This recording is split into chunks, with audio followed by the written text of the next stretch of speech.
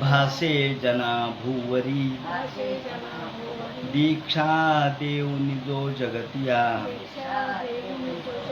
बद्धास हो उद्धरी वाणी ने वदता भागवती कथा व्यासा प्रति भासला तोहा गुरुश्री जनार्दन असा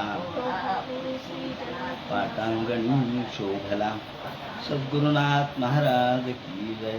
हरयन्मा श्री शुकोवाच एव मुक्तो भगवता सौकृत विमानाय पुरीं प्रविष्ट कंसाय कर्मा वेदग्रहं ययौ। भगवान वेदव्यास वर्णन करून सांगू लागले। शुकाचार्य राजा परीक्षितीला आणि सूत शौनकादिकाला सांगतात। याप्रमाणे आपण काल पाहिलं की अक्रूर हे मथुरेवरून गोकुळामध्ये गेले आणि श्रीकृष्णाला ते घेऊन आले।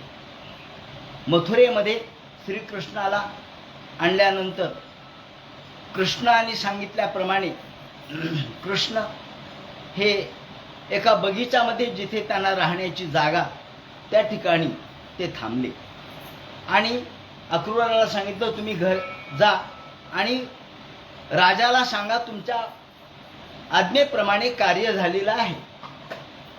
याप्रमाणे अक्रूर गेले। कृष्ण आल्याबरोबर गोपाळ आधीच आलेले होते। बाळ गोपाळ सगळे मथुरेमध्ये दाखल झालेले होते। मथुरेच्या गावाच्या बाहेर जसं विश्रामगृह असतं त्याप्रमाणे विश्रामगृहामध्ये म्हणजे बगीचामध्ये सर्व गोकुळवासियांची व्यवस्था केलेली होती। त्याप्रमाणे येणारे जे बाहेरचे पै पाहुणे निमंत्रित आहेत आमंत्रित आहेत या सर्वांना त्या ठिकाणी त्यांची व्यवस्था केलेली। कृष्ण तिथे गेल्याबरोबर सर्वांना आनंद वाटला। आता या ठिकाणी पूर्ण मथुरेच्या नगराचं वर्णन केलेलं आहे। वास्तू त्या काळामध्ये कशा पद्धतीने एकूण वास्तुशास्त्राच्या दृष्टीने म्हणा किंवा शिल्पशास्त्राच्या दृष्टीने म्हणा कशा पद्धतीने गावाची रचना केलेली होती, नगर रचना कशा प्रकारची होती ते पाहण्यासारखं आहे। त्यामध्ये कृष्णाने सांगितलं बाळगोपाळांनो चला आपण आता नगर बघू, संध्याकाळची वेळ आहे, आता काही कामही नाहीये, चला असं म्हणलं। अथा अपराह्णे भगवान अपराह्न काळामध्ये भगवान त्या मथुरेमध्ये प्रवेश त्यांनी केला आणि संध्याकाळच्या वेळेलाही फिरायला निघाले। ददर्शताम काय पाहिलं त्यांनी उंच उंच अशा प्रकारचे गोपुर होते, उंच उंच अशा प्रकारचे माड्या हुड्या ह्या होत्या। त्याप्रमाणे सर्वत्र मोठमोठे दरवाजे होते आणि त्याला सोन्याचे कवाड लावलेले होते। कावड सोन्याचे कावड होते, दरवाजे सोन्याचे होते। नगराच्या चारी बाजूनी तांब आणि पितळ यांचे परकोट तयार केलेले होते। दगडाचे मातीचे नाही, तांब आणि पितळ यांचे परकोट तयार केलेले, त्यांच्या भिंती तयार केलेल्या। त्याप्रमाणे सर्व ठिकाणी सुंदर अशा प्रकारचे वन होते, उपवन होते, बाग होते, बगीचा होते आणि त्याची कारागिरी होती। वैदुर्य हिरे स्फटिक नीलम त्यासारखे मणी त्या ठिकाणी लावलेले होते आणि चबुतरे सुंदर होते। त्यानंतर ठिकठिकाणी फुलं विकण्यासाठी लोक बसलेले होते, फुलांचे गजरे ते विकत होते लोक आणि प्रत्येकाच्या घराच्या समोर प्रत्येकाने कदली स्तंभ उभे केलेले होते। अहो या ठिकाणी एक चांगला महोत्सव होणार आहे, राजाने आदेश दिला असेल तर प्रत्येकाने आपापल्या घराच्या समोर चांगल्या पद्धतीने मंगल अशा गोष्टी उभ्या कराव्या म्हणून आंब्याचे तोरणं लावले, त्याप्रमाणे कदलीचे स्तंभ उभे केले, तसंच घागरीभर पाणी आणून ठेवलं आणि ठिकठिकाणी प्रत्येक दारादाराच्या समोर रांगोळ्या काढलेल्या होत्या, चंदनाचे सडे टाकलेले होते, तसंच दधी आणि अक्षता ह्या टाकलेल्या होत्या। स्वलंकृत ग्रहाम सपट्टिकैहि त्याप्रमाणे पाहता पाहता पाहता सगळे मुलं बघू लागले। काय हो किती उंच हो कृष्ण आहे, मुलांनी कधीच पाहिलं नव्हतं। अहो खेड्यापाड्यातले मुलं त्यांनी कधीच पाहिलं नव्हतं हे काय उंच आहे हो, काय उंच आहे हो, किती उंच इमारती आहेत. नूपुरा आणि फिरता फिरता या नगराची शोभा पाहत पाहत पाहत त्यातलं सौंदर्य, त्यातील बाजार हाट, प्रत्येक ठिकाणी सुंदर अशा प्रकारचा बाजार हाट होता, ज्याला आपण आज शॉपिंग सेंटर म्हणतो. शॉपिंग सेंटर काय आजच आहे का? नाही. एकदा सोन्याची दुकान तर सोन्याचे दुकान, सोन्या चांदीचे दुकान, त्याप्रमाणे कपड्याचे दुकान, तसेच किराणा दुकान, शॉपिंग सेंटर, प्रत्येक ठिकाणी एकेका दुकानांची अशी ओढ लागलेली. आणि कृष्ण आलेत हे कळाल्याबरोबर काय मथुरेतल्या लोकांची धावपळ झाली याचं वर्णन केलंय शुकाचार्यांनी. प्रासाद शिखरारूढा, सगळ्यांना कळालं अहो कृष्ण आलेत, कृष्ण आलेत गोकुळामधून. सगळे म्हणाले ते काय? ते कृष्ण. त्यांनी गोवर्धन पर्वत उचलला, हो. त्यांनी पुतना मारली, हो. त्यांनी तृणावर्त मारला, हो. ज्यांनी इंद्राचा गर्वहरण केला, हो. ते कृष्ण आहेत, ते बलराम आहेत. चला चला आपण बघू. आपल्या घरासमोरून जातील. आणि काय गडबड झाली स्त्रियांची. आपल्या घरासमोरून चाललेत म्हटल्याबरोबर उंच उंच अशा इमारती होत्या, त्यांचे प्रासाद होते, त्यांचे उंच उंच अशा प्रकारच्या माड्या होड्या होत्या, त्याच्यावर काही स्त्रिया चढल्या, त्या बघू लागल्या असं कृष्ण दिसतायत का. गर्दी एवढी प्रचंड होती. कृष्ण कुठे, कृष्ण कुठे?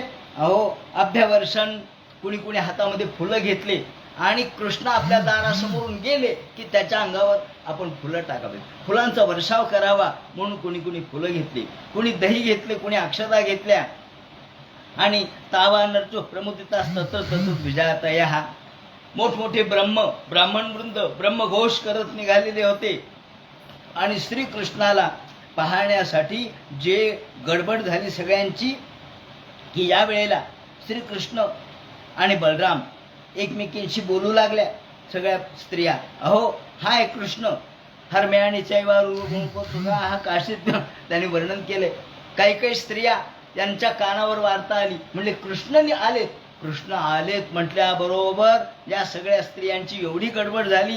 कुणी कुणी अलंकार धारण करत होत्या, ते एक अलंकार कानात घालायच्या ऐवजी नाकात घातला. कानातले जे कुड्या आहेत त्या नाकामध्ये घातल्या, नाकातल्या नथ कानात घातल्या. त्याप्रमाणे उलटे वस्त्र नेसल्या, हरम्यानी उंच उंच अशा प्रकारच्या माड्या होड्याहून उभे राहिलेल्या. आणि काश्चित विपर्य धृत वस्त्रभूषणा, विपर्यस्त वस्त्रभूषणा असं वर्णन केलं. एक साडी उलटीच घातली, त्याच्यावरचं जे काही वस्त्र उपवस्त्र घालायचं ते उलटच घेतलं. त्याचप्रमाणे कुणी एकाच डोळ्यात काजळ घातलं, दुसऱ्या डोळ्यात राहिलंच. त्याप्रमाणे कुणी आपल्या बरोबर काय आहे याचं त्यांना भान राहिलं नाही. ते म्हणायला लागल्या कृतैक पत्र श्रवणैक नूपुरा, एकाच कानामध्ये घातलं, श्रवणैक नूपुरा एकच कानात घातलं, कुणी एकाच पायात घातलं आणि निघाल्या. पुन्हा दुसरं घालायला वेळ कुठे, दुसरं कानात घालायला वेळ कुठे. कुणी जेवत होत्या, अष्टंते एका सदपा सवोत्सवा, कुणी जेवत होत्या, अर्धवट जेवण टाकलं निघाल्या. कुणी नांक्वा द्वितीयम त्वपराश्च लोचनम, एका डोळ्यात काजळ घातलं, दुसऱ्या डोळ्यात घातलंच नाही. त्याप्रमाणे स्वपंते उत्थाय निशम्यनेश्वरम, कुणी आपल्या आपल्या मुलांना पाजत होत्या तर तशाच मुलांना टाकून निघाल्या. कुणी वर्णन केलंय त्यांनी की एक बाई लोणचं घालत होती म्हणे.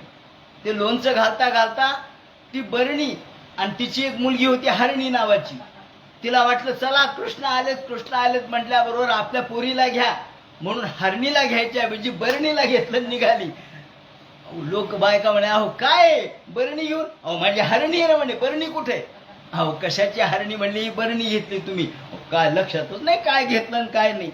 अशा पद्धतीने कृष्णाचं रूप पाहिलं. अहो काय कृष्ण दिसतायत, वीरेंद्र विक्रमम, एखाद्या लहान असणाऱ्या हत्तीप्रमाणे मूर्ती होती, बलदंड शक्ती होती आणि मोठ्या थाटात चाललेले होते बलराम आणि कृष्ण. हो हा जो आहे ना पांढऱ्या केसाचा हा बलराम आहे, तो गोऱ्या रंगाचा, ते निळा पितांबर धारण केलेला. आणि तो आहे ना तो कृष्ण आहे, त्यांनी गोवर्धन धारण केला. तो काळ्या रंगाचा आहे, पिवळा पितांबर धारण केलेला आहे. असं म्हटल्याबरोबर सगळ्या इतक्या दंग झाल्या की कृष्णाकडे कधी पाहिल आणि कृष्णाचं मुख कधी पाहिल, कृष्णाचं स्वरूप कधी डोळ्यामध्ये साठवील. बंधनती घ्रंथी लुंपंती. कृष्णाला पाहावं, कृष्णाला पिऊन टाकावं असं वाटू लागलं. आणि त्यावेळेला श्रीकृष्ण निघाले. आणि निघता निघता त्यांनी आता विचार केला की आता आपलं या ठिकाणी रूप प्रगट केलं पाहिजे. ऊचो पौरा अहो गोप्यस्तपा किमचरण महत. गोपी चर्चा करू लागल्या, काय या कृष्णाचा पराक्रम आहे हो, काय अलौकिक आहे हो, काय यांनी पुतना मारली, यांनी तृणावर्त मारला, त्यांनी आघासूर मारला, यांनी बकासूर मारला. हो हो हो अहो हे तावनुपश्यंती. खरं कृष्णाला पाहणं म्हणजे खरं म्हणजे नेत्राचं सुख आहे. नेत्राचं पारणं फिटलं पारणं. आज तेवढ्यात एक रजक, एक परीट आला. आणि आल्याबरोबर तो कंसाचे वस्त्र घेऊन चाललेला होता. कपडे कंसाचे अगदी इस्त्री केलेले भट्टीला दिले होते कंसाने, त्याला इस्त्री केली कारण दुसऱ्या दिवशी कार्यक्रम होता. त्या कार्यक्रमाला कंसाला वस्त्र पाहिजे होते म्हणून हा निघाला, गडबडीने निघाला. त्यावेळेला कृष्णाने विचारलं, अरे काय हो म्हणले महाराज तुमच्याजवळ काय? हे म्हणले, कुठे खेड्याचे पोरं तुम्ही आले, राजाचे वस्त्र आहेत म्हणे हे, तुम्हाला काय कळतं का? आम्हाला द्या ना, राजाचे वस्त्र तुम्हाला मिळत असते, तुम्ही राजे आहेत का? म्हणले, अहो राजाला कळालं तर राजा तुम्हाला फाशी देईल म्हणे, काय समजले तुम्ही? कृष्ण म्हणले, अहो आम्ही खेड्यापाड्याचे पोरं आहेत, या पोरांना वस्त्र नाहीत, उद्या यांना कार्यक्रमाला जायचे, द्या ना तुम्ही वस्त्र. बाकीची घेऊन जा, थोडे यांना द्या. ते म्हणले, तुम्हाला ज्ञान नावाची गोष्ट आहे का? तुम्ही आपली खेड्याचं आलं येडं, तुम्ही या ठिकाणी फिरायला लागलात आणि राजाचे वस्त्र मागता. असं म्हणल्यावर कृष्णाने पाहिलं, बलराम दादाकडे म्हणले, याला दाखवतो आपला पराक्रम आता. आणि कृष्णाने आपली जी कत्ती मारली, त्या काळात सुद्धा ज्याला आपण फू फू कराटे होते, हे कराटे आहेत. कृष्णाने एक कराटा, एक कत्ती मारली. कत्ती कुठं मारली? बरोबर मानेला. कृष्णाला माहित होतं कुठल्या मानेच्या कोणत्या नाडीला मारलं म्हणजे मृत्यू होतो आणि होऊ शकतो. आजही शास्त्र सांगतं, वैद्यक शास्त्र, की बरोबर अशा ठिकाणी आपण मार दिल्याबरोबर मृत्यू होतो. ज्याला आपण म्हणतो नाजूक अशा प्रकारचे काही अवयव असतात. याप्रमाणे कृष्णाने एक कत्ती मारल्याबरोबर त्या रजकाचा तर शिरच्छेद झाला. धाड दिशेने रजक खाली पडला.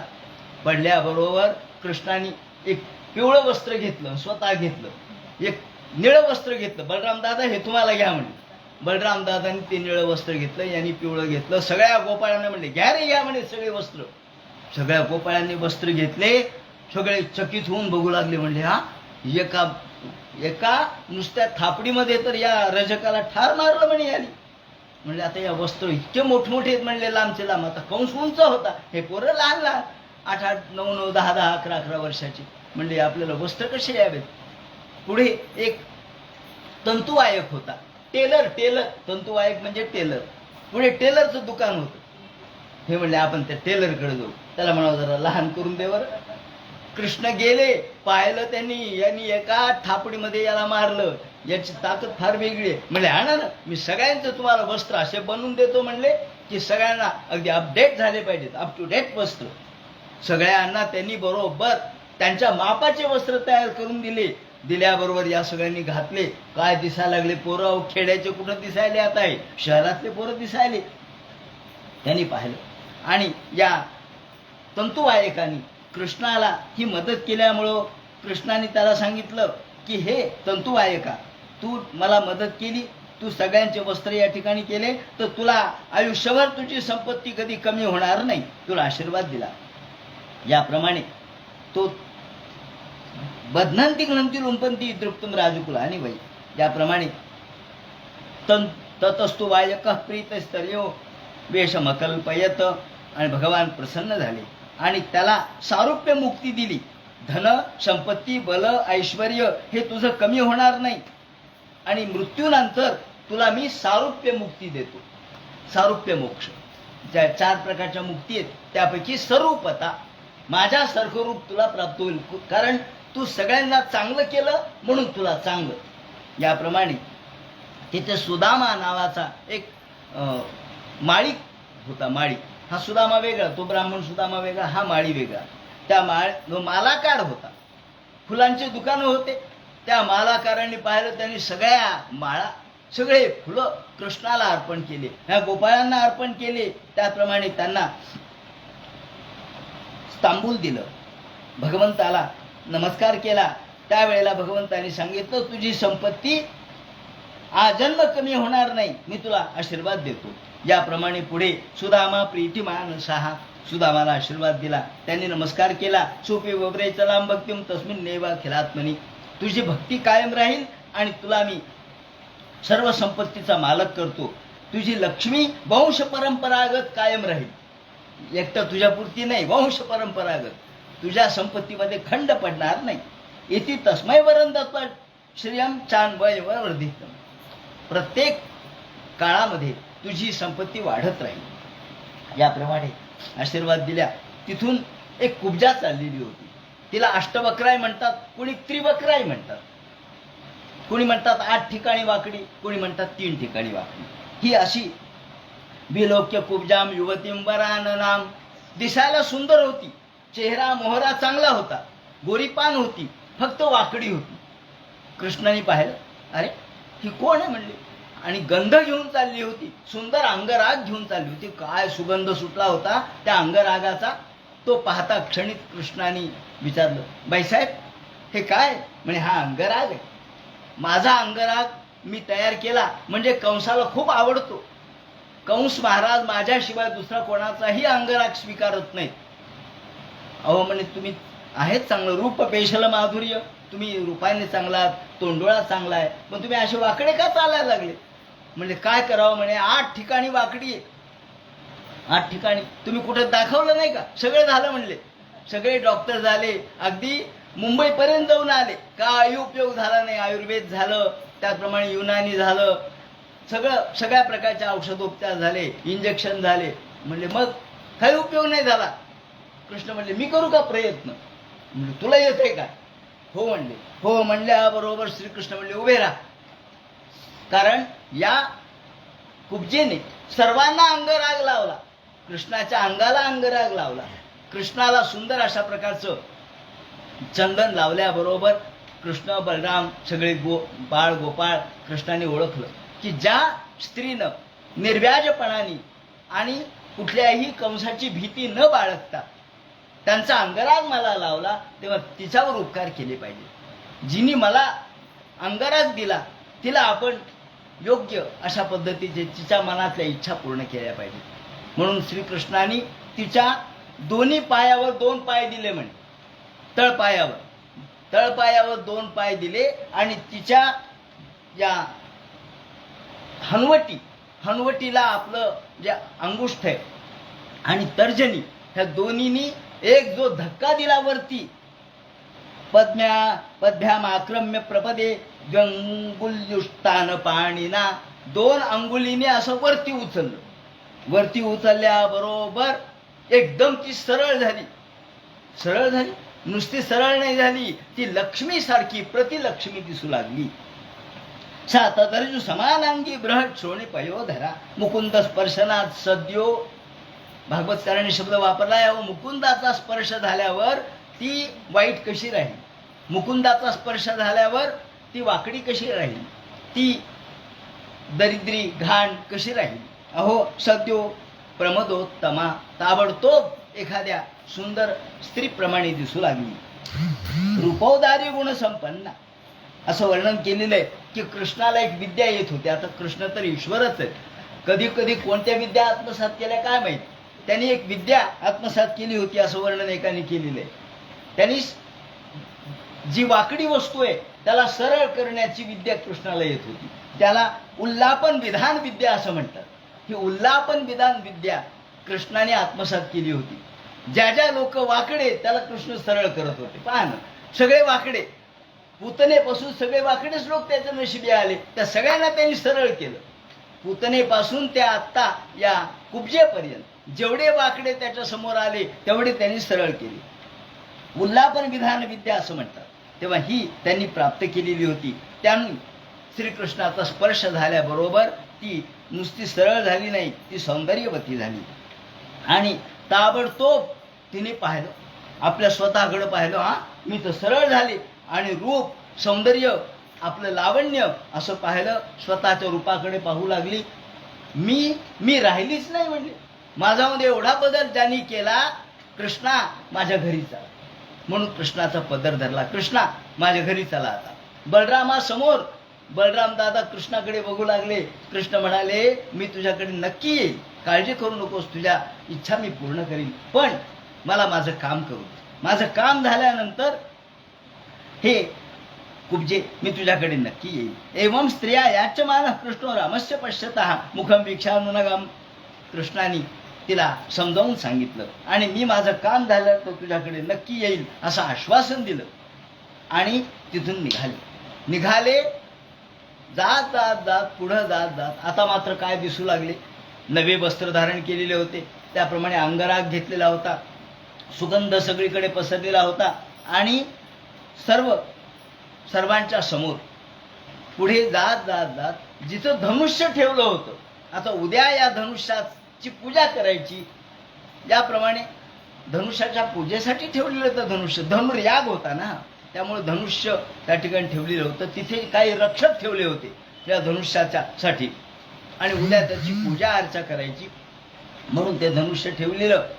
तिथे कृष्ण गेले आणि ततः पौराण पृच्छमानो लोकांना विचारलं गावातल्या, धनुष्य कुठे आहे?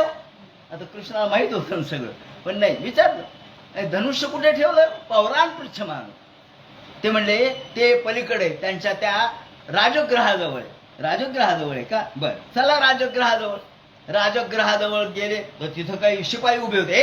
कुणीकडे निघाला तर पोरांनो तिकडे जायचं नाही, वार्य मानू. त्यांना अडवलं. कृष्ण म्हणले, आम्हाला फक्त धनुष्य बघायचे, आम्ही आपली खेड्यातली मुलं आहेत, आम्हाला माहीतच नाही धनुष्य काय असतं, एकदा बघू द्या, आम्ही धनुष्य पाहून निघून जाऊ. नव्हे कृष्ण प्रसे धनुराहा दे. ते म्हणले बर. तिथे 2-4 मोठे ताकदवान लोक उभे होते. कृष्णाने त्या धनुष्याच्या जवळ गेल्याबरोबर त्या डाव्या हाताने धनुष्य उचललं आणि धनुष्य उचललं, त्याला दोरी लावली आणि काढ काढ काढ काढ धनुष्य मोडलं. ते मोडल्याबरोबर जसे एखादा ऊस तोडावा त्याप्रमाणे कृष्णाने हे धनुष्य मोडलं.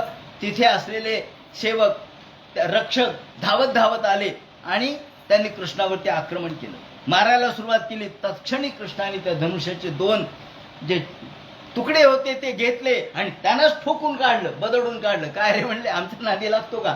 धनुष्याच्या या टोकानी त्यानं ठोकून काढलं. क्रुद्धो धन्वन आदाय शकले जग्न तू कृष्ण राम उरतो गोपय पुराय छकटमी येतो हो. आणि जे तिथून निघाले बाकीच्या लोकांना पत्ताच नाही, जे मध्ये आले त्यांना बरोबर मार दिला आणि तिथून आपले ज्या ठिकाणी आपल्याला राहायला जागा दिली तिथं आले. दुसऱ्या दिवस सकाळी उजाडला. सकाळी उजाडल्यानंतर रात्रीचं वर्णन त्यांनी केलेलं आहे. आता यावेळेला कंसाची अवस्था काय झालेली होती? यावेळेला कंस झोपलाच नाही. म्हणले दीर्घ प्रजागार, त्याला झोपच येईना. या अंगावून त्या अंगावर, त्या अंगावून या अंगावर.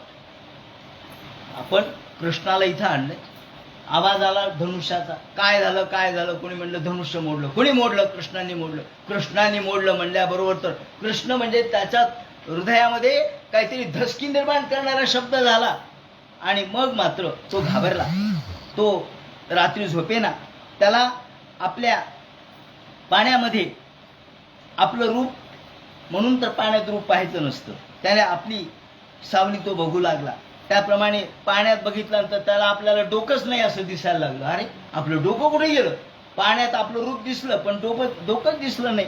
अरे काय झालं? डोक्यात आपलं डोकं कुठे गायब झालं? नंतर झोप तर आलीच नाही, पण थोडं जरी झोप लागली तरी रात्री असं स्वप्न पडायला लागलं की आपण नग्न फिरायला लागलो, आपल्या अंगाला कुणीतरी तेल लावलंय, कुणीतरी शेंदूर लावलाय आणि आपण दक्षिणेकडे चाललो असं स्वप्न पडायला लागलं. आणि आपल्या घशामधून घरघर आवाज येऊ लागला.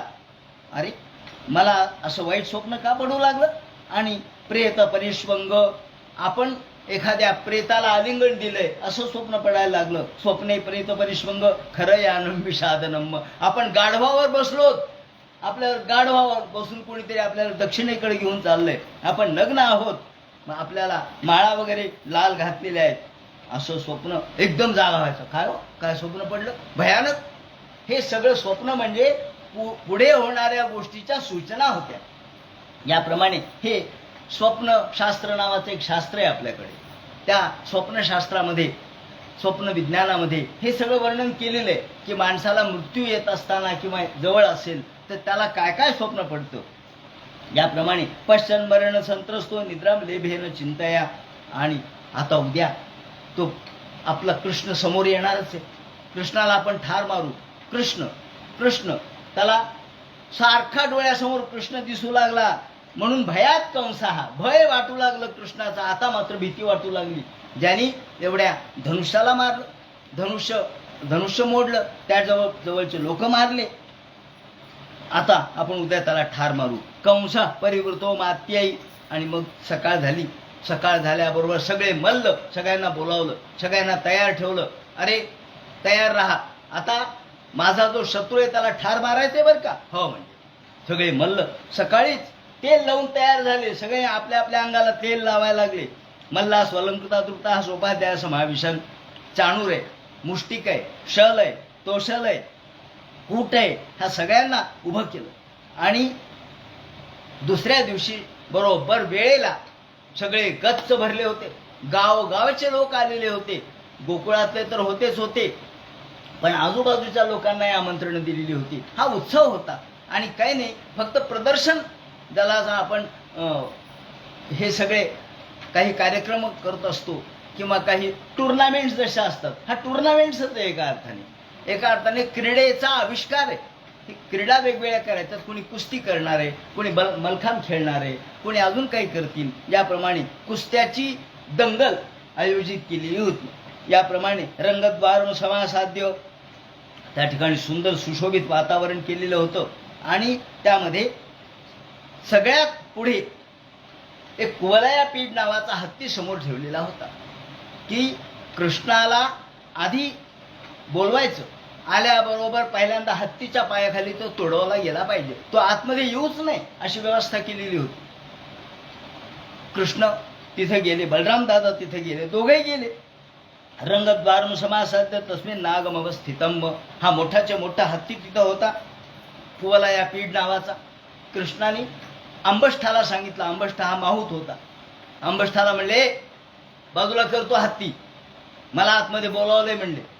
कारण कृष्णाला निमंत्रण होतं ना कुस्ती खेळण्यासाठी. त्याला कृष्णाला म्हणजे यांना असं वाटलं की कृष्णाबरोबर इतर काही छोटे छोटे गोपाळ यांची पहिल्यांदा कुस्ती होईल आणि मग मोठ्या लोकांची कुस्ती होईल. कृष्ण म्हणजे मला बोलावलंय, बाजूला कर. हा हत्ती बाजूला हो. उवाच हस्तिपंबाचा मेघनाद गभीरया. कृष्ण काही असे मिळमिळीत बोलले नाहीत. मेघनाद गभीरया, जसा गडगडाट व्हावा तसं बोले, बाजूला कर हत्ती. हे ऐकल्याबरोबर तो म्हणला, नाही बाजूला कर, हत्ती इथंच उभा राहणार, जाणार नाही इथून. कृष्ण म्हणले, अरे मला मार्ग तर दे ना, जायला रस्ता दे, मला जायला रस्ता दे. तो म्हणला नाही देणार. ते म्हणले नाही देणार, तू जर रस्ता दिला नाहीस तर तुझ्यासह आणि हत्तीसह मी यमसदनाला दोघांना पाठवून देईल, काय समजलास तू. असं म्हणल्याबरोबर अंबष्ट मार्ग नो देह पक्रमाचे रम्म नोचेत सत्कुंजरम त्वाद्य. जर दिला नाहीस रस्ता तर हा हत्ती आणि तू नयामी यमसाधनम, यमाच्या द्वारात तुम्हाला पोहोचवतो म्हणले, दोघांनाही ठार करतो. असं म्हणलं. याला वाटलं याच्यात काय ताकद आहे. त्यांनी निर्भत्सना केली. जा रे म्हणले, मला यमसदनाला पाठवणार बघून घेऊ, जा. नाही हत्तीला पाठवी. आणि यांनी हत्तीला मुद्दाम चोदयामा, असं हत्तीला एक अशा प्रकारचं वरती ज्याला अंकुश असतो, तो अंकुश जर टोचवला तर हत्ती जास्त चिडतो.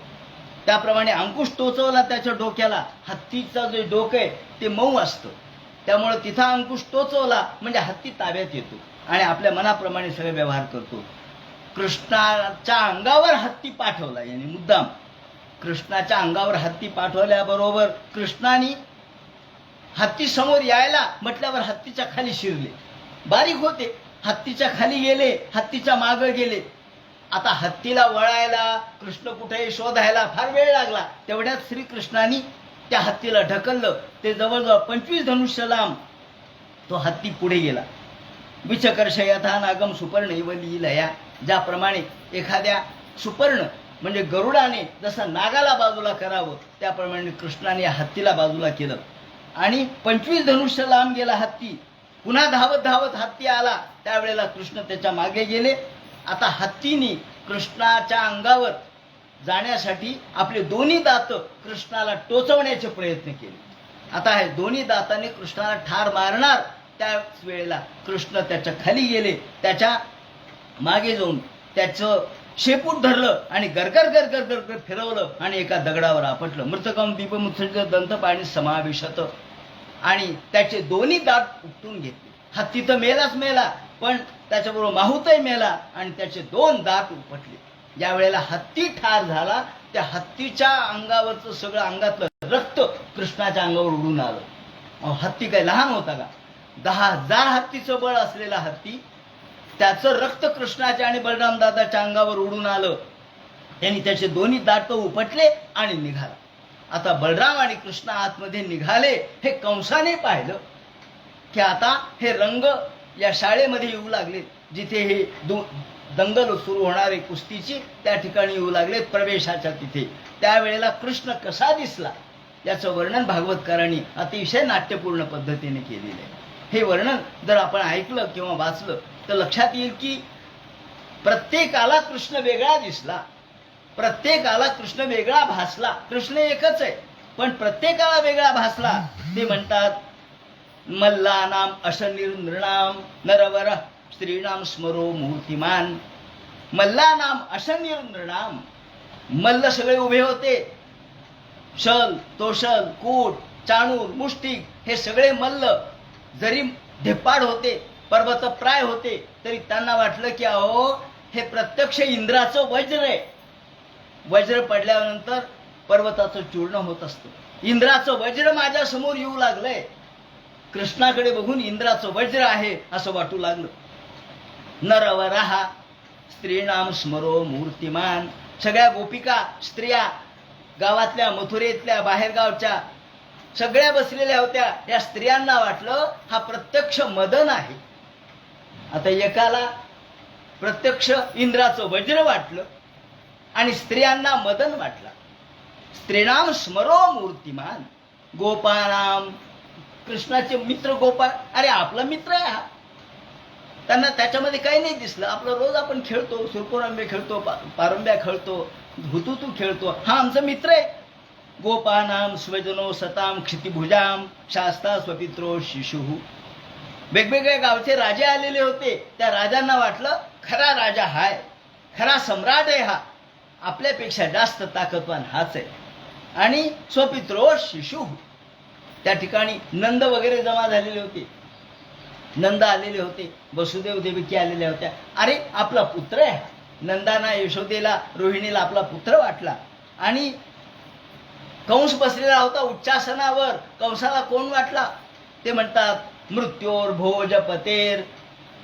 भोजपतीला प्रत्यक्ष मृत्यू समोर आलाय असं वाटलं. आता आपलं खरं नाही. आता हा मृत्यू, या मृत्यूला आता आपल्याला सामोरं जायचंय. आपला मृत्यूच आपल्या समोर दृश्यमान रूपात उभा आहे. आणि या वेळेला विराड विदुषाम, जे विदुष म्हणजे ज्ञानी होते, त्यांना प्रत्यक्ष हा ईश्वर वाटला. आणि तत्वम परम योगिनाम, जे योगी होते त्यांना वाटलं की हे प्रत्यक्ष परमात्म तत्व आहे. सच्चित आनंद हे जे तत्व आहे ते प्रत्यक्ष रूपाकृती धारण करून माझ्या समोर आलंय. वृष्णीनाम परदेवते ती विदितो रंगंगत साग्रजः. असा श्लोक यांनी केला. रंगंगत साग्रजः, जो जशा स्वभावाचा त्याला तो वाटला. अहो देव कसा आहे नका विचारू. देव कसा, देव कसा, देव जसा तुमचा भाव, जसा जसा तुमचा भाव तसा देव, जसा तुमच्या मनामध्ये वृत्ती तसा देव. रंगंगत साग्रजः. तेव्हा कृष्णाच्या ह्या रूपाचं जे दर्शन या ठिकाणी घडवलं अत्यंत नाट्यपूर्ण आहे. आणि कुवलया पीडाचा अंत झाल्यानंतर कंस म्हणायला लागला, अरे कोण आहे इथं, याच्याबरोबर युद्ध करा, चला. पिबंतैव चक्षुभ्याम लिहंतैव भया. सगळे म्हणू लागले हा प्रत्यक्ष भगवान आहे. सगळे लोक म्हणू लागले अहो हा प्रत्यक्ष भगवान आहे बरं का, तो भगवत साक्षात हा ईश्वर आहे. हो. कुणी म्हणालं की हा एक हाताने ज्यांनी गोवर्धन पर्वत उचलला, अहो 7 दिवस गोवर्धन पर्वत धारण केला, ज्यांनी ही पूतना मारली, ज्यांनी तृणावर्त मारला, बकासूर मारला, तो आहे हा. आणि मग कंस म्हणाले, चला लवकरात लवकर, चल रे चाणूर मुष्टिक याच्याबरोबर युद्ध कर. चाणूर आला, मुष्टिक आला आणि त्यांना म्हटले, ए आमच्याबरोबर युद्ध करायचे, आमच्याबरोबर कुस्ती कर. कृष्ण म्हटले, अहो तुमच्याबरोबर? असं वरती बघायला लागले, तुमच्याबरोबर कुस्ती? अहो आम्ही खेड्यापाड्यातले पोरं आहेत, आम्ही आमच्या बरोबरच्या पोराबरोबर कुस्ती खेळतो, आम्हाला कुस्ती येते, पण आमच्या बरोबरच्या मुलांबरोबर आम्ही तुमच्याबरोबर कशी कुस्ती खेळणार? तुमचं आमचं काही बरोबरी होती का बरं? तुमची ताकद कुठं, आमची ताकद कुठं? ते म्हणले, हा माझी ताकद, हा एवढा 10,000 हत्तीचं बळ असलेला कुवलया पीड मारला म्हणे तू, गरगर फिरून मारला, आणि तू लहान म्हणतो स्वतःला? नाही नाही, आमच्या बरोबर खेळावं लागेल, तू लहान म्हणू नकोस. न बालो न किशोर असतो बलिष्ठ बलिराम बराहा, तुम्ही काही लहान नाहीयेत, आमच्यापेक्षा ताकदवान आहेत म्हणे. चला चला युद्ध करा आमच्या बरोबर, राजाची आज्ञा आहे. कृष्ण म्हणजे हरकत नाही. कोणाबरोबर कोणी करायचं? चाणूराबरोबर कृष्ण आणि मुष्टिकाबरोबर बलराम.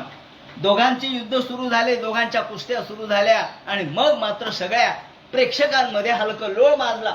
सगळे म्हणले, चला चला इथं थांबू नका. असं एक लहान कुणीकडं 10-12 वर्षाची मुलं आणि कुठे हे ताकदवान. अहो दोघांचे काही समानता आहे का? वजन गट असतात ना, कुस्तीला वजन गट असतं. 52 वजन गटामध्ये 52 किलोच्या बरोबरीने युद्ध करायचे, कुस्ती करायची. 55 वाल्यांच्या 55. अहो एक काय 100 ग्रॅम 50 ग्रॅम वजन जास्त झालं तर आपल्या कुस्तीगिराला नाकारलं त्याच्यातून, कुस्तीमधून. का बरं? फोगाट नाकारलं, फोगाटला का नाकारलं? म्हणले जास्त झालं वजन, एक काही 50 ग्राम. तेव्हा इथं तर काय म्हणले, हा तर कृष्ण 10-11 वर्षाचा आणि हे एवढाले गजप्राय, पर्वतप्राय. चला इथून निघा. सगळ्यांनी लोकांनी बहिष्कार टाकला, म्हणले अशा ठिकाणी आपण राहू नये, कारण आपण त्या पापाचे धनी होतो जर आपण हे बघायला लागलो तर. त्याप्रमाणे सर्वांनी ते सभागृह सोडलं आणि इकडे कृष्ण चाणूराबरोबर अनत्मेभ्याम, गुडघ्याला गुडघा, डोक्याला डोकं, कोपराला कोपर, मुष्टीला मुष्टी, छातीला छाती, याप्रमाणे युद्ध करू लागले. आणि करता करता करता बलराम आणि कृष्णाने दोघांनाही गरगर गरगर फिरवलं आणि ठार मारलं. चाणूर मेला. मुष्टिकाला एक छातीवर बुक्की मारली बलराम दादांनी. मुष्टिकम प्रति सामर्श, एक छातीवर बुक्की मारल्याबरोबर तोंडामधून रक्त आलं, त्याच्यात तो धाडदानी खाली पडला. नंतर शल आणि तोशल ज्यालाही भगवंतानी मारलं. नंतर कूट आला, कूटालाही भगवंतानी आणि बलराम दादांनी ठार मारलं. प्रवेपित सदरुधिर मुद्वन मुखरोती दाहा वेसो पपातुर बेपुस्ते बाता हतैव अंग्री पहा. मोठमोठाले वृक्ष जसे खाली पडावेत त्याप्रमाणे हे खाली पडले. आणि बाकीचे जे वीर होते, चला रे पळा म्हणले, आता आपलं काही खरं नाही, कृष्ण आपल्याकडे आला तर आपल्याला ठार मारेल. बाकीचे सगळे जे वीर होते ते पळून गेले. आणि दुद्र ओहू प्राण परिप्सवा, प्राण वाचून पळाले. आणि मग मात्र कृष्ण म्हणले, चला मामा आलो तुमच्याकडे मी. या वेळेला मात्र मामा घाबरला आणि मामा म्हणाला, ए कोण आहे रे तिकडं? चला वसुदेवाला हाकलून द्या, त्यांच्या हात जवळचं धन हरण करा. त्या नंदाला हाकलून द्या, त्यांच्या जवळचं धन हरण करा. त्या गोपांना, कोण त्या गोकुळातून आले त्यांना मारा. कोणी ऐकायला नव्हतं, नुसता बडबड करत होता. कोण आहे तिकडं? कोण आहे? कोणी नाही म्हणले. आता इकडं तुमचं ऐकायला कोणी नाही, मी आलोय म्हणले कृष्ण तुमचं ऐकायला. माझ्या वडिलांना तुम्ही त्रास देता का? आलो तुला भेटायला, लवकरच आलो. असं म्हणल्याबरोबर वसुदेवसु दुर्मेधा तम खड्ग पाणीम विचरंत माशू. हातामध्ये या तलवार भगवंतानी ताबडतोब उंच अशी उडी मारली. शेनम यथा, एखादा शेन पक्षी ज्याप्रमाणे उंच भरारी मारतो त्याप्रमाणे तो उंच सिंहासनावर बसला होता. तिथपर्यंत भगवंतानी उडी मारली आणि त्याच्याच हातातली तलवार घेतली आणि ताबडतोब त्याचाच शिरच्छेद केला. गोपाल कृष्ण भगवान की जय. त्याचे केशपाश धरले आणि त्याचा शिरच्छेद केला. ज्याप्रमाणे कंसाला ठार मारलं, तस्योपरिष्ठा स्वयंचा पपात विश्वाचा आत्मतंत्र. ज्या वेळेला त्याचे ठार मारल्याबरोबर त्याचे 8 भाऊ धावत आले, नगरोध वगैरे, आणि त्या 8 भावांना बलराम दादांनी ठार मारले. याप्रमाणे हा हे ते शब्द सुमान दुरित सर्व जने नरेंद्र स नित्य दोद्विग्न ध्यातमीश्वरम विबन बदन वा वितरण भवन फसन. आणि याप्रमाणे ज्यांना ठार मारल्यानंतर गोपालकृष्णाने कंसाला ठार मारलं, त्याप्रमाणे त्याचे 8 भाऊ देखील यांनी मारले. आणि मग मात्र सगळ्यांना आनंद झाला, सगळ्यांनी टाळ्या वाजवल्या, पुष्पवर्षाव केला. तेषाम स्त्रियो महाराज. मग नंतर आता कंसाला मारल्यानंतर आता मामाच होता, मग ज्यांची पत्नी म्हणजे मामीकडे भेटायला कृष्ण गेले आणि मामीचं सांत्वन केलंय कृष्णाने. कृष्ण म्हणतात तुम्ही रडू नका, अहो जे घडलं ते घडलं. ते म्हटली बरोबर आहे. कृष्णाने मामीचं सांत्वन करताना सांगितलं, हो जे दुसऱ्याचा द्वेष करतात त्यांना कधी शांती लाभत नसते, जे दुसऱ्याला त्रास देतात त्यांना जे अनागसाम भूतानाम, अहो तुमच्या मालकांनी अनागसाम निरागस पोरांना मारलं, निरागस पोरांचा मृत्यू त्यांनी स्वतः हाताने घडवला आणि द्रोह केला सर्वांचा. तेव्हा भूतदृक् को लभेत शम, जो भूतदृक् अर्थात भूतांचा जो द्वेष करतो त्यांना कधी शांती मिळत नसते. ती म्हणाली हो ना, मी सुद्धा किती वेळेला सांगितलं नका द्वेष करू, नका या मुलांना मारू, पण त्याने ऐकलं नाही. सर्वेशाम या भूताना, मी सुद्धा सांगत होते. आता श्रीकृष्णाने तिला त्यांचं समजूत घातली. अस्ति आणि प्राप्ती ह्या त्यांच्या पत्नी होत्या, त्यांना समजूत घातली आणि नंतर कृष्ण पुन्हा खाली उतरले. सगळ्यात पहिल्यांदा काय काम केलं असेल तर आपल्या वडिलांना आणि आईला इथे कारागृहात टाकलं होतं. देवकीला आणि वसुदेवाला त्यांना सोडलं आणि सोडल्याबरोबर त्यांच्यासोबत कंसाचे वडील आले, उग्रसेन आले. उग्रसेनानी हे सगळं त्यांना कारागृहातून मुक्त केलं आणि कृत संबंधनो पुत्रो स्वजन संकितौ. आणि मग श्रीकृष्णाने आपल्या आई वडिलांना नमस्कार केला. आई वडिलांना नमस्कार केल्यानंतर श्रीकृष्ण म्हणतात, आता यावेळेला कृष्ण 11 वर्षाचं वय आहे, पण समज किती आहे ते म्हणतात. आई वडिलांना म्हणतात, हे मला क्षमा करा, मी आतापर्यंत माझं 10-11 वर्षाचं आयुष्य वाया घातलं, तुमची सेवा मला करता नाही आली, तेव्हा मला क्षमा करा. सर्वार्थ संभव देहो जनिता पोषित येता. अहो मला केवळ कंसामुळे किंवा जी काही आपल्यावरती परिस्थिती गुदरली त्यामुळं तुमची सेवा मला करता नाही आली, त्यामुळं तुमचं ऋण माझ्यावरती शिल्लक राहिले. तेव्हा जो मुलगा वृत्तींना दद्या तम प्रेत्य सोमाम संखादयंतीही, जो मुलगा जिवंत असताना सुद्धा आपल्या वडिलांची सेवा करत नाही, जो मुलगा आपल्या वडिलांना धन देत नाही, त्यांना योग्य पद्धतीने त्यांचं पालन पोषण करत नाही, तो मुलगा म्हणजे ते म्हणतात स्वमांसम खादयंतीही, त्यांनी स्वतःच मांस खाल्लं असा त्याचा अर्थ होतो. त्यांनी स्वतःचं मांसच खाल्लं, त्यांनी वडिलांसाठी जो सेवा करत नाही तो स्वतःचा मांस खातो. म्हणून मातरम पितरम वृद्धम भार्या साधीम सुतम शिशुम गुरुम विप्रम प्रबंधनच, जो आई वडील वृद्ध यांची सेवा करत नाही, लहान मुलांची सेवा करत नाही, गुरुची सेवा करत नाही, तो जिवंत असून मेल्यासारखा आहे. तेव्हा देवा भगवान म्हणतात, हे वडिलांना मला क्षमा करा, तत्क्षंतुम अर्हतस्तात, मला क्षमा करा, मी आपल्या आत्तापर्यंत माझं आयुष्य वाया घातलं, पण काय करू, परतंत्र यो हो, मी सुद्धा परस्वाधीनच होतो, तुम्ही परस्वाधीन होता. अकुर्वर तोरवा शुश्रुताम क्लिष्टयोर योधुधाम भ्रशम्म. आणि मग डोळ्यात घळघळ घळघळ अश्रू आले. कृष्ण आणि बलराम दोघांनी यांचे पाय आपल्या डोळ्यातल्या अश्रूंनी भिजवले आणि देवकी आणि वसुदेवाच्या डोळ्यामधून अश्रुधारा लागल्या. त्यांनी यांचं डोकं जणू काही न्हावून काढलं. सिंचनता अश्रुधाराभिही, जणू काही अश्रुधारांनी सगळं डोकं भिजून काढलं, न्हावू घातलं त्या डोक्यावर. सिंचनता अश्रुधाराभि स्नेहपाशेन चावृतौ. आणि मग कंठ अत्यंत रुद्ध झाला. एवम आश्वासितो भगवान देवकी सुतः.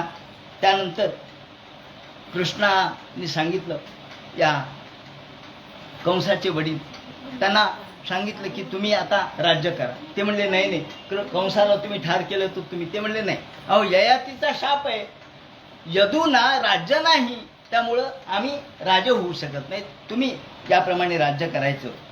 उग्रसेनाला राज्य दिलं. आणि त्यानंतर ते म्हणतात नित्यम प्रबुद्धम श्रीमद सयस्मित क्षणम. नंतर नंद आले. नंद आल्याबरोबर नंद आणि यशोदा यांच्या भेटीला आले वसुदेवाच्या. तिथे श्रीकृष्णांनी बलराम बसलेले होते. पिबंतो क्षैर मुकुंदस्य मुखांबुजुदा मुहुहु अथ नंदम समासाध्य भगवान देवकी सुतः. पाहिल्याबरोबर नंदाला कृष्णाने नमस्कार केला आणि नंदाला सांगितलं, अहो आता आता उघड केलं, तुम्ही यांचा पुत्र आहे, पण तुम्ही सुद्धा माझ्यावर जे प्रेम केलं ते पुत्रापेक्षा कमी केलं नाही. अहो तुम्ही सुद्धा माझे वडीलच आहात. वडील जितकं करणार नाही तितकं तुम्ही केलं. आई जेवढं करणार नाही तेवढं तुम्ही केलं. तुम्ही माझे कुणी नसून सुद्धा पितर युवाभ्याम स्निग्धाभ्याम, तुम्ही सुद्धा माझ्या आई वडीलच आहात. तुम्ही किती स्निग्धतेने, किती प्रेमाने, किती आपुलकीने, किती आत्मीयतेने पोषितो लालितो वृषम आमचा लाड केला, आमचं पोषण केलं, आमचे हट्ट पूर्ण केले. आम्ही एवढं तुम्हाला त्रास दिला बालपणी का असेना, खोड्या केल्या, पण तुम्ही सहन केल्या. आणि पित्रोरभ्यधिका, अहो आई वडिलापेक्षा जास्त तुम्ही आमच्यावर माया केली बरं का. प्रीतिरात्मजेश्वना मनोपिही आणि स पिता साच जननी. अहो पिता म्हणजे काय, जन्म देणाराच तेवढा पिता असतो असं नाही. सा पिता साच जननी, तो पिता आहे, ती आई आहे. यो पुष्णिताम सपुत्रवत, जी आपल्या पुत्रवत प्रेम करते. जन्म दिलाच पाहिजे असं काही नाही, तुमच्याच पोटी मी जन्माला आलो पाहिजे असं काही नाही. अहो तुम्ही खरे माझे आई वडील आहात, कारण तुम्ही तेच आई आहेत, तेच वडील आहेत जे आपल्या पुत्रवत पालन करतात. आणि शिशून बंधू विस्तृष्ट कल्पे पोषण क्षण, जे आपल्याला अत्यंत आत्मीयतेने अलौकिकपणाने पोषण पालन करतात ते खरे आई वडील आहेत. आणि मग या वेळेला तर नंद आणि यशोदा यांच्या डोळ्याला अश्रुधारा लागल्या, रडू लागले. ते आता कळालं ना की हे माझे पुत्र नाही, पण पुत्रवत प्रेम केलं आणि प्रेम कायमच होतं. नंतरही पुढे जेव्हा यज्ञ केला त्यावेळेला सुद्धा आलेले नंद यशोदा. त्याप्रमाणे एवं सांत्वय भगवान नंदम सब, त्यांचं सांत्वन केलं की आता तुम्ही जा, मला थोडं आता इथून माझे कामं सुरू होतील, मी काही गोकुळात आता येणार नाही. मात्र सगळ्या कर्तव्याला कृष्ण चुकले नाही. एवढ्या 11 वर्षाच्या वयात सुद्धा आकलन किती होतं. यावेळेला वस्त्र आणले, प्रावरण आणले, दागिने आणले आणि अलंकार आणले आणि त्यांचं या ठिकाणी योग्य पद्धतीने संभावना केली. आहेर केला, आहेर कुंकू लावलं, आहेर केला, तुम्ही आमच्या आईवडीलच आहात. वासो अलंकार कुप्यादेर हरया मास सादरम. आणि मग मात्र नंद रडू लागले, यशोदा रडू लागली, त्यांना अश्रू आवरले नाही. आणि पुरोदसा ब्राह्मणेश्च, याप्रमाणे या वेळेला वसुदेवानी जेव्हा कृष्णाचा आणि बलराम दादा यांचा जन्म झालेला कळालं आणि कृष्णाचा जन्म झाला, त्याच वेळेला त्यांनी 10,000 गायी मी दान करील असा संकल्प केला होता. पण पुन्हा वेळ कुठे मिळाला, पुढे पुन्हा एकदा कारागृहातच राहावं लागलं. म्हणून आता या सगळ्या गायी यांनी दान केल्या. ते म्हणतात ज्याप्रमाणे मनोदत्ता महामती, मनोदत्ता मनाने संकल्प केला होता, मी एवढे या मुलांचं रक्षण करा देवा. असं म्हणतात की यावेळेला देवी भागवत याचं पारायण गर्गाकडून यांनी करून घेतलं होतं. म्हणजे वसुदेवाने देवी भागवताचं पारायण करून घेतलं, हे देवी कृष्णाचं रक्षण कर. तेव्हा ही माया, शेवटी कृष्ण मायेचं रक्षण आणि कृष्णाचं रक्षण अर्थात दोघे एकच आहेत. त्यामुळं या कृष्ण रामजन्मरक्षे मनोदत्ता महामती ताशा ददानुस्मृत्य कंसेना धर्म तो होता. ज्याप्रमाणे पुढे श्रीकृष्णाची मौंज केलेली आहे. गर्गाला बोलावलं, गर्गाचार्याला बोलावलं आणि कृष्णाची मौंज करण्यात आली. पुरोदसा ब्राह्मण संस्कृती द्विज म्हणून आता क्षत्रियांना सुद्धा अधिकार होताच ना. फक्त याचा अधिकार, मुंजीचा अधिकार ब्राह्मणालाच आहे असं नाही, ब्राह्मण वैश्य क्षत्रिय या तिघांनाही आहे. त्यामुळं ब्राह्मणापुरतीच मौंज नव्हती, क्षत्रियालाही मौंज आहे, त्याप्रमाणे वैश्याला देखील मुंजीचा अधिकार आहे वेगवेगळ्या काळामध्ये. ब्राह्मणाच्या मुलाची मुंज 8व्या वर्षीपर्यंत व्हावी आणि क्षत्रियाची 11व्या वर्षीपर्यंत व्हावी. हे क्षत्रिय होते, त्यामुळं 11व्या वर्षी बरोबर यांची मुंज झाली. गर्गात यदुकुलाचार्यात गायत्र मृतमास्थितो प्रभो सर्व विद्यानां सर्वज्ञ जगत ईश्वरौ. आणि मग शिकण्यासाठी सांदीपनी गुरूच्या घरी भगवान गेलेले आहेत. सांदीपनी कुठे राहत होते?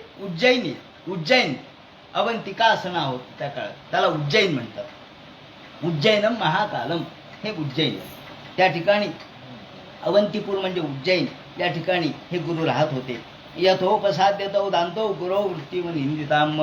आणि गुरुच्या घरी शिक्षणासाठी गेले. आता या ठिकाणी गुरुच्या घरी किती दिवस? फक्त 60 दिवसामध्ये 2 महिन्यामध्ये सगळं आत्मसात केलं, सगळी विद्या आत्मसात केली. काय काय ते म्हणतात आहोत 16 विद्या आणि 64 कला आत्मसात केल्या. 16 विद्या आणि 64 कला, ज्यामध्ये गान विद्या, वाद्य तर येतच होतं, गायन येतच होतं, त्याप्रमाणे नृत्य, नाट्य, चित्र काढणे, बेलबुट्टी काढणे, त्याप्रमाणे पुष्परचना करणे, स्वयंपाक करणे सुद्धा, हे जे ग्रह कृत्य दक्षता आहे ती सुद्धा. त्याप्रमाणे फुलांची शेज बनवायची, त्यानंतर वस्त्र वगैरे कसे तयार करायचे, ते कसे रंगवायचे, त्यानंतर फरशा कशा बनवायच्या, शय्यारचना कशी करायची, पाण्याचे बांध कसे तयार, इंजिनिअरिंग, पाण्याचे बांध कसे तयार करायचे, त्याप्रमाणे हार वगैरे कसे बनवायचे, तसं सुगंध अत्तर कसे बनवायचे, तेल कसं बनवायचं. इंद्रजाल म्हणजे जादूगिरी, चल चल चल चल म्हणता म्हणता खड्याचा रुपया झाला पाहिजे, ही जादूगिरी. कृष्णाला तर आधीच पाठ होती. याप्रमाणे सगळे पदार्थ वेगवेगळे. आज आपण सगळे हे सगळे म्हणतोत ना, कोणकोणते क्लास केले, कोणकोणत्या गोष्टी केल्या, वेगवेगळे सरबत, कृष्णाला सगळे सरबत येत होते, सगळ्या प्रकारचे सरबत, सुगंधी अशा प्रकारच्या अत्तर, तसंच सुईचं काम म्हणजे शिवणं वगैरे, कठपुतली बनवायची, त्याचप्रमाणे प्रतिमा वगैरे बनवायच्या, शिल्पकला, तसंच चित्रकला, गालिचे बनवायचे, तसंच कारागिरी, इंटिरियर डेकोरेशन हे सुद्धा येत होतं कृष्णाला. शिवणकला, एम्ब्रॉयडरी, रत्नपरीक्षा, वृक्षांची चिकित्सा, कोणता वृक्ष कसा आहे, वृक्षायुर्वेद म्हणतात त्याला. वृक्षायुर्वेद हा एक स्वतंत्र ग्रंथ आहे. त्या वृक्षाच्या संबंधीची सगळी माहिती, त्यानंतर केसांच्या बद्दलची माहिती, ज्याला आज आपण ब्युटी पार्लर म्हणतो, हे सगळं ब्युटी पार्लर सुद्धा कृष्णाने आत्मसात केलं होतं. शकुन, शुभ शकुन कोणते, अपशकुन कोणते, तसंच हे वेगवेगळे प्राणी कसे पाळायचे, तसंच त्या 2 कोंबड्यांच्या मध्ये युद्ध कसं लावायचं, संघर्ष कसा करून घ्यायचा.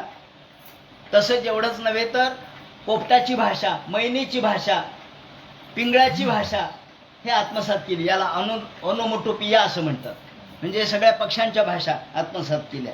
त्यानंतर सांकेतिक भाषा, हे आपल्याकडे सांकेतिक भाषा बोलणारे लोक येतात पहा, काही न सांगता तुमचं नाव सांगतात, फक्त नुसतं हाताची काहीतरी हालचाल करतात की अरे तुझं नाव अमुक आहे, याप्रमाणे सांगतात.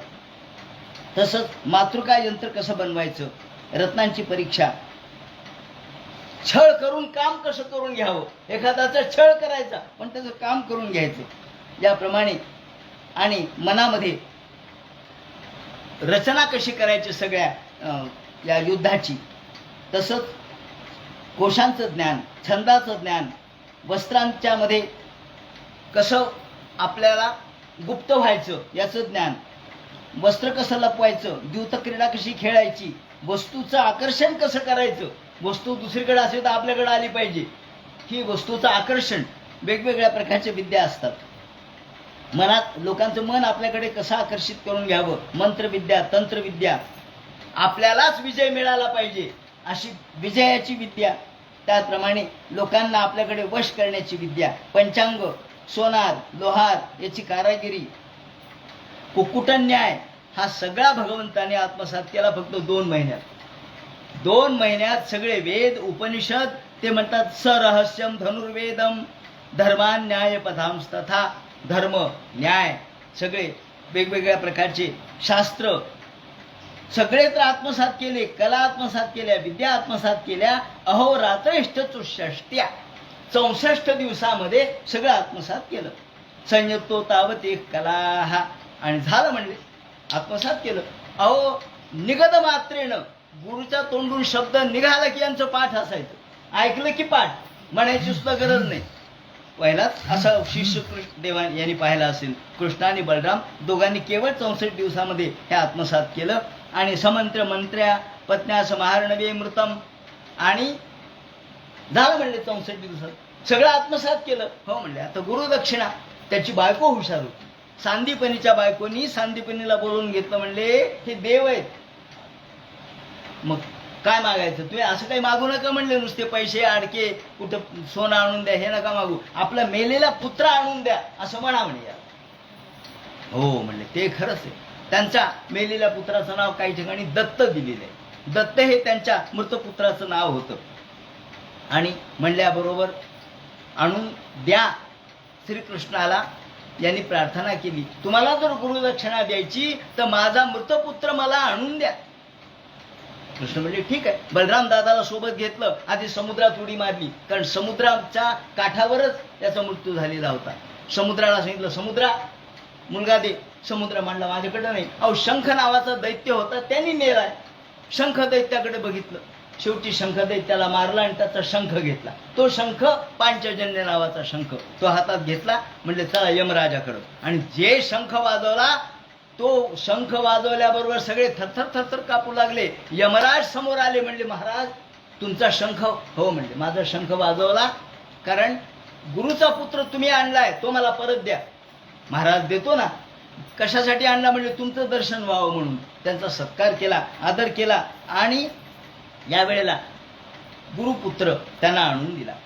यमराजांनी स्वतः गुरुपुत्र दिल्याबरोबर घेऊन आले. गुरु महाराज हा तुमचा पुत्र. हा जसा त्यावेळेला गेला होता तेवढ्याच वयाचा होता, वय वाढलं नाही.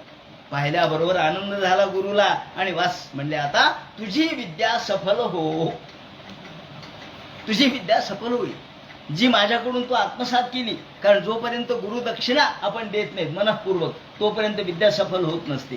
छंदांसे याते यामानी आणि भवन्त्विह परत्रच. गुरुनी सांगितलं आता तुझी विद्या सफल होईल, ती कधी शिळी होणार नाही. विद्या शिळी झाली की जसं आपण शस्त्र हे जर परजलं नाही तर ते जसं गंजून जातं, तशी विद्या परजली नाही तर गंजून जातं.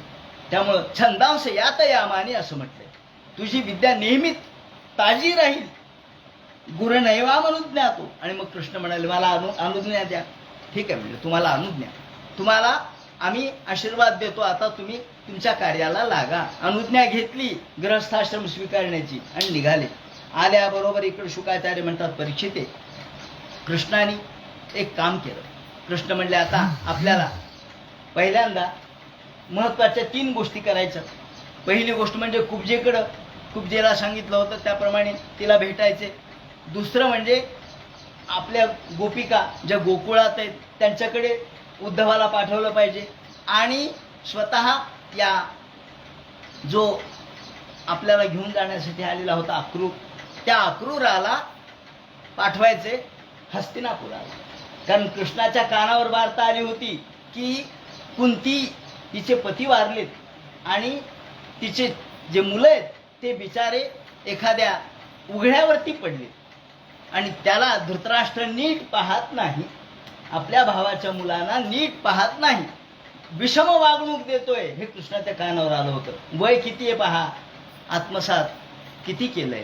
आणि मग 3 गोष्टी करण्यासाठी कृष्णाने पहिल्यांदा आता उद्धवाला ते कसे बोलवतील आणि उद्धवाकडून हे ब्रजाला अर्थात गोकुळाला उद्धवाला पाठवून गोपींचं सांत्वन कसे करतील तो सगळा भाग उद्याच्या चिंतनात सांगण्यात येईल. उद्याची आपली पुराणाची वेळ 8 ते 9 अशी राहील. हरे नमः पुंडली गौरदे हर विठ्ठल सीताकांत स्मरण जय जय राम. पार्वती पते हर हर महादेव. श्रीमज्जनार्दन गुरुमूर्तये.